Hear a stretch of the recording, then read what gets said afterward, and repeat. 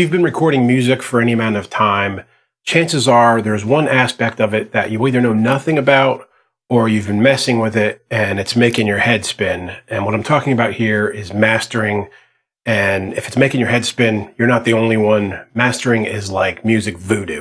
Of Olofi, the sun.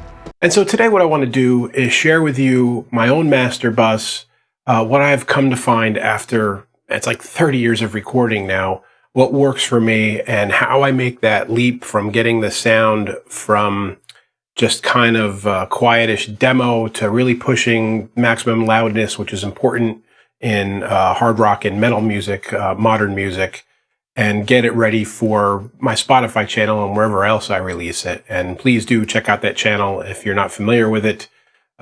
You can hear the quality of what I'm talking about, and hey, maybe you'll even like some of the songs. But let's get on to the lesson. But first, my little intro.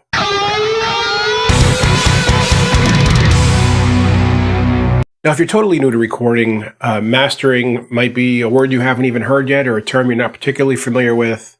And in very short summary, what that kind of means is when you take a mix that you've done of music, you've recorded it somewhere or at home or whatever, and that last step where you bring it to like the maximum decibel level that you can bring it to without becoming too loud or crunchy, if you want to say distorted, what have you, whatever problem might happen by making it too loud, but you want to get as close to that headroom as you can, as I said, with hard rock music. And the other aspect of mastering is that you're manipulating the final mix in such a way that it sounds good just about anywhere you play it. You know, you're going to listen to a mix in your room on great studio monitors at home, or if you're at a studio where they've got some great equipment, and then you might take it and put it in a car and listen to it. It sounds awful, or listening to it on your phone or through whatever other device that's different and just has completely different types of speakers, and maybe it just sounds awful, and you want it to sound good just about everywhere you go, and part of that is done in the mastering process. And by real incredible mastering engineers. You know, they've got techniques that they've been working on for decades, and they're looking at the stuff through a spectrograph, and if I'm using the right word there, they're looking at it visually as well as just listening to it to look for spikes in weird areas of the EQ. But what I want to share with you today is my own kind of homegrown version of mastering, and it's a very quick lesson. I'm just going to show you my master bus that I use on all of my hard rock stuff, as I said, what I have up on Spotify. And I've found that wherever I listen to my music, it's always sounding good, and I'm getting that kind of a punch and loudness that you look for out of this kind of music. So let me load up the studio desk, and I'll pull up the mastering bus so you can see what plugins I'm using, and I'll talk a little about why I use them. All right, so I'm in Reaper now, and I have a session loaded, and I got my cans on so that the speakers don't interfere with my voice. And what we're going to focus on is over here on the far left. It's the mixer channel, or the mix bus. And I have 5 plugins going here. And what I'm trying to accomplish with a general kind of master, and I should know I do this when I'm recording. The master bus is on as I do all my mixing and recording too. So I am getting a true sense of what the final product is going to be as I'm doing the recording. It's not kind of guesswork later. And what I want to accomplish here is a few things. One, it's hard rock heavy metal. I want to have kind of a maximum loudness to it so it hits hard. Without clipping or distorting or any of the problems you would have by going over like the 0 dB. So the other thing I want is a real full bass signal coming through the whole recording that isn't muddy. I also want to have a lot of the transients without them being annoying and scratchy to your ears. So there's this balancing act going on of mixing all this together in a way that's pleasant and a full EQ spectrum for your ears. Without having anything that spikes and causes a problem. So the first thing, I'm gonna play this track for you. I'm gonna turn all these off. I've got 5 plugins going here, and we're gonna talk about each one of them. I'm gonna include links for them below and kind of pull up a screenshot of where I got them from. I'm just gonna play this piece of music. This is the intro, minus the vocal part to the next song from my project in Unite the Divide. And with no master bus, it sounds like this. Pay special attention to the snare and bass here. When I bring the master bus in, that snare and bass are going to hit much harder, but yet sit in the mix. Now, the first plugin I'm going to show you is this one, and this is Easy Mix. It's actually Easy Mix 2 by Tune Track, same guys that make the drum software that I often use. And I'm going to give you a secret here. This is like 90% of my mastering sound. This is, it's an extra package that came with Easy Mix that you buy separately. Again, I'll link it below. It's Metal something, Metal 2. I forget. It's going to be in the thing below, and I'll show the graphic for it. And the one preset, Metal Masher 2. This does almost all of the heavy lifting on my master bus. It's like, again, 90% of the sound that I get. And I'm going to play this whole thing again just with this plugin. A lot louder.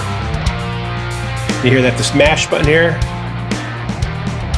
That kind of brings the transients in. You can hear the guitars really start to fill out. EQ is subtle.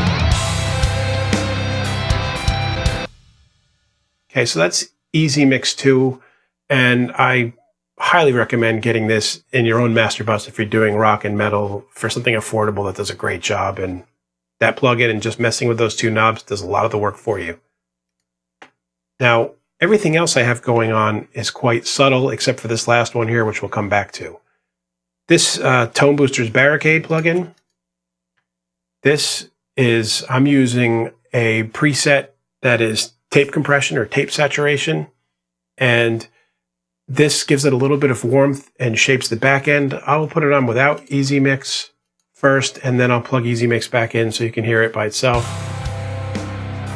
It's on. I turn it off. Very... You're not going to notice a whole lot. It's also compressing the sound a little bit.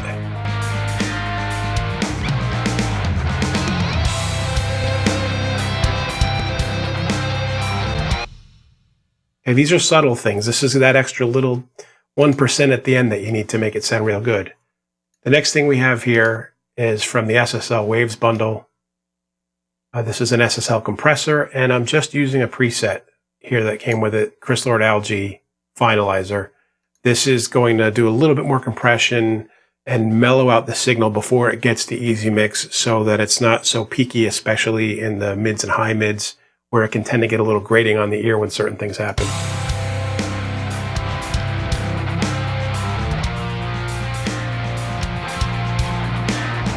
Not sure how well you can hear it there.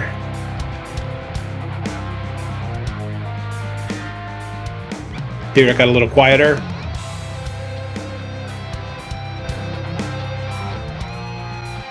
And although it got quieter, it's not just lowering the volume, it's compressing certain signals that can get very kind of sharp and piercing to the ear, especially during lead guitar parts and certain types of vocals. Now this last one of the subtle ones is tone-centric. Let me move it over to the correct window. I have two monitors going here. Again, very subtle. Let's roll that same loop there for you.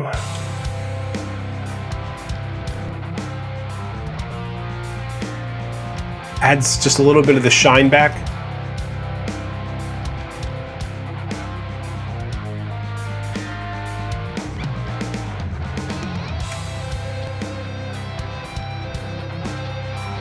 And if I engage Easy Mix again,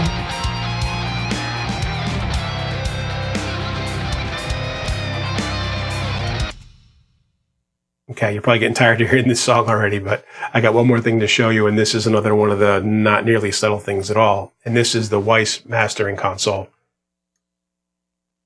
Now this thing really makes a difference. This is how I get it to the maximum dB, the maximum loudness and maximum fullness, and actually a little bit of excitation, real lot of great sound at the high end with this after Easy Mix. And it's kind of one of those things, like this sounds without it in, it already sounds pretty good, but you don't realize how not quite good enough it is until you engage this.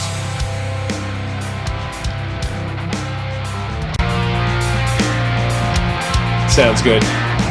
Now you can hear it. And I'm using the preset Loud. There's a couple here.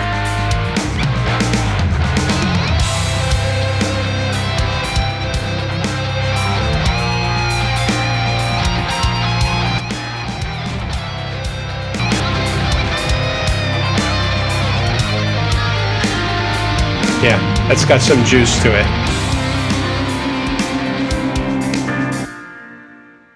So that's my mastering bus there. I don't claim to be, the sterling sound of mastering or anything like that, but I think I get a pretty good sound. Clients are always very happy with it. And I've got the stuff, as I showed before, up on Spotify.